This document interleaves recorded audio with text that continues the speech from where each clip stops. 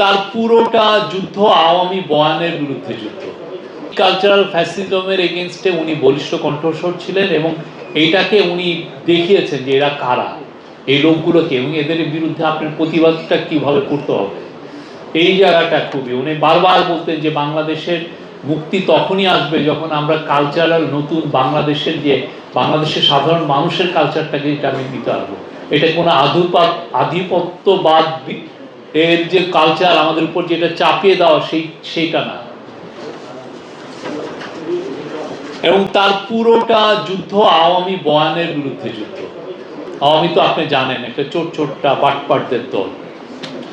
এই জায়গায় উনি একদম স্পষ্ট ছিলেন এখানে কোনো ধরনের, এবং উনি বারবার বলতেন যে এইটা, এবং এই পড়ালেখার দিকে বলতেন আমরা যাতে বসে না থাকি।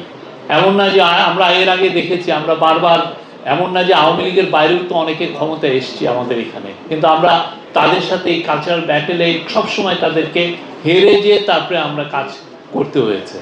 কিন্তু এই প্রথমবারের মতো শহীদ ওসমান হাদি প্রথম থেকেই আমাদেরকে বলছেন যে না, আওয়ামী লীগের ব্যাটেল সেদিন আমাদের শেষ হবে যখন এদের বিরুদ্ধে আমরা একটা কালচারাল ওয়ার আমরা জিততে পারবো। এবং সেই ওয়ারটা এখনো চলছে, সামনে আরো চলবে, এবং এটার একটা বড় একটা উইপেন, আমি বলবো যে টুল হিসেবে বালুর মাখা কথামালা আপনাদের সবার, আমার মনে হয় এটা সবার হাতের কোম্পানিতে থাকা উচিত। নতুন বাংলাদেশের এটা একটা ব্যাংকটা কাটা হওয়া উচিত। সবাই বুঝুক যে উনি কি বিশ্বাস করতেন এবং আমরা কিভাবে তার ফাইটটাকে এগিয়ে নিতে পারবো। এটা খুবই ইম্পর্টেন্ট। বাংলাদেশ শহীদ ওসমান হাদিকে যতদিন ধারণ করবে, আমার বিশ্বাস বাংলাদেশে মুজিববাদ, আওয়ামীবাদ এবং শেখ হাসিনার খুনিবাদ কখনোই ফিরবে না।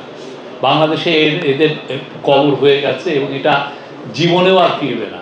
কিন্তু আমাদের সজাগ থাকতে হবে, এবং এই সজাগ থাকার একটা বড় হচ্ছে যে আমাদের শহীদ ওসমান হাদির যে স্পিচগুলো, শহীদ ওসমান হাদি কিভাবে লড়াইটা করতেন, আপনি ওনার বইগুলো পড়েন। ওনার লাস্ট আমি সাক্ষাৎকারটা এখানে এসে পড়ছিলাম, উনি বলছেন যে উনি হাঁটতে হাঁটতে ওনার পা খুলে যেত। মানে কি ধরনের অমানসিক উনি খাটনি খেটেছেন এবং প্রতিটা, এবং আমাদেরকে কিভাবে আপনি পলিটিক্যাল ক্যাম্পেইন করবেন সেটাও উনি দেখিয়ে দিয়েছেন কিভাবে করতে হয়। সকালে উঠে একটা মসজিদে যে ওইখানে নামাজ পড়ে তারপরে যাতে আপনি কমিউনিটির সাথে আপনি যুক্ত হতে পারেন। এই কমিউনিটির মাধ্যমে আস্তে আস্তে কমিউনিটিকে সজাগ করে, এবং ওইখানে খুব সুন্দর একটা গল্প আছে যে তাকে একটা সাধারণ একজন হকার তাকে 1000 টাকা দিচ্ছে। তাহলে বুঝেন যে মানে মানুষ বলে যে পলিটিক্যাল পার্টি লিডারদেরকে যদি ভালো পলিটিক্স না করে মানুষ যায় না। দেখেন তাকে একজন মুদিওয়ালা, একজন একদম খুব গরিব একটা লোক তাকে 1000 টাকা দিচ্ছে। এটা বোঝা যায় যে বাংলাদেশের যে সৎ মানুষের যে লড়াই, এবং যে বাংলাদেশ পন্থীদের মানুষের যে লড়াই, আপনি সবাইকে পাবেন, সমস্ত লোককে পাবেন, 20 কোটি লোককে পাবেন। এটা একটা ভরসার জায়গা। উনি ওনার প্রত্যেকটা যে 18 মাসের যে অ্যাক্টিভিজম পুরোটা, এই যে উনি জুলাই থেকে শুরু করে একদম ওনার শহীদ হওয়ার জাস্ট পূর্বক্ষণ পর্যন্ত যে অ্যাক্টিভিজম, ওই পুরোটা পড়লেই মনে হয় যে না, এটা আমাদের নতুন বাংলাদেশ, নতুন পলিটিক্যাল যে বিনির্মাণ, যে পলিটিক্স আমরা নির্মাণ করতে চাই, সেটার জন্য উনি একটা ব্লুপ্রিন্ট রেখে গেছে আপনাদের সবার জন্য, আমাদের সবার জন্য। এটা একটা খুবই ইম্পর্টেন্ট বই। আমি অনুরোধ করব আপনারা এটা পড়বেন।